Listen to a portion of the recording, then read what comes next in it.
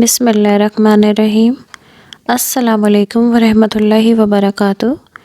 ہمارے YouTube channel پر خوش آمدید، جہاں آپ کو ملیں گی خوفناک کہانیاں اردو زبان میں، خوفناک کہانیاں، پراسرار حقیقی کہانیاں، سنسنی خیز کہانیاں۔ اگر آپ ان کہانیوں کے شوقین ہیں تو یہ چینل آپ کے لیے ہے۔ ہماری کہانیاں سننے کے لیے سبسکرائب کریں۔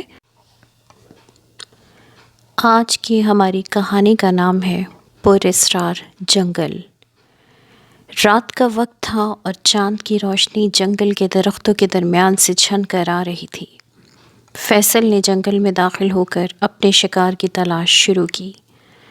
ہوا میں ایک عجیب سی خاموشی تھی اور فیصل کو ایسا لگ رہا تھا جیسے کوئی اس کو مسلسل دیکھ رہا ہو۔ کچھ دیر کے بعد فیصل کو ایک بڑی جھاڑی کے پیچھے سے کسی کے قدموں کی آواز سنائی دی۔ اس نے سوچا یہ کوئی جانور ہوگا اور آہستہ سے جھاڑی کے قریب گیا، لیکن جیسے ہی اس نے جھاڑی کے پیچھے جھانکا وہاں کوئی موجود نہیں تھا۔ اچانک فیصل کے سامنے ایک لمبے قد کا سایہ نمودار ہو گیا۔ وہ سایہ ایک انسان کی شکل کا تھا، لیکن اس کا قد انسانوں سے کئی زیادہ بڑا تھا اور اس کی آنکھیں سرخ انگاروں کی طرح جل رہی تھیں۔ سایہ آہستہ آہستہ فیصل کی طرف بڑھا اور خوفناک آواز میں بولا، تم نے یہاں آنے کی ہمت کیسے کی؟ یہ جگہ انسانوں کے لیے نہیں ہے۔ فیصل نے خوف کے باوجود ہمت کر کے کہا، میں یہاں صرف شکار کے لیے آیا ہوں، میں نے آپ کو تنگ کرنے کا کوئی ارادہ نہیں کیا۔ سایہ ہنسنے لگا اور زور سے کہکا مارتے ہوئے بولا، یہ جنگل ہمارا ہے، جو یہاں آیا وہ کبھی واپس نہیں گیا۔ فیصل نے اپنی بندوق سے سایہ پہ فائرنگ کرنے کی کوشش شروع کی، لیکن بندوق کی گولی چلنے سے پہلے ہی سایہ دھواں بن کر غائب ہو گیا۔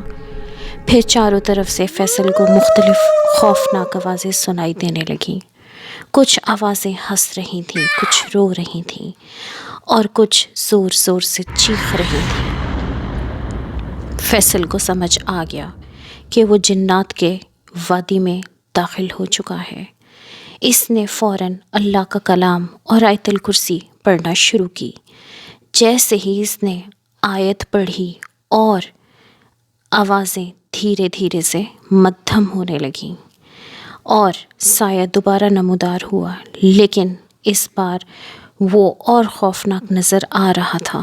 سایہ چیخ کر بولا، تم نے ہماری طاقت کو للکارا ہے، لیکن تمہاری دعا نے تمہیں بچا لیا۔ یہاں سے چلے جاؤ اور دوبارہ کبھی نہ آنا۔ فیصل نے وقت ضائع کیے بغیر وہاں سے بھاگنا شروع کیا اور وہ مسلسل آیت الکرسی اور اللہ کے جتنے کلام اسے یاد آ رہے تھے ان کا ورد کرتا جا رہا تھا۔